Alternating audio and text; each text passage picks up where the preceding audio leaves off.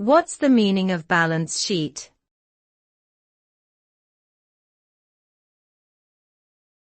Balance sheet.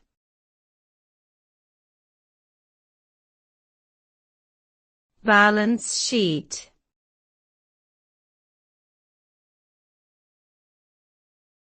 Balance sheet.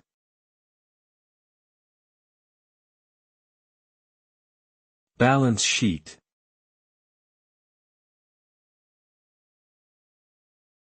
A balance sheet is a financial statement that provides a snapshot of a company's financial position at a specific point in time.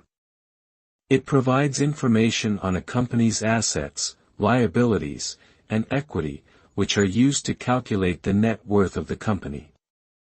Assets are resources owned by the company that have monetary value, while liabilities are obligations that the company owes to others.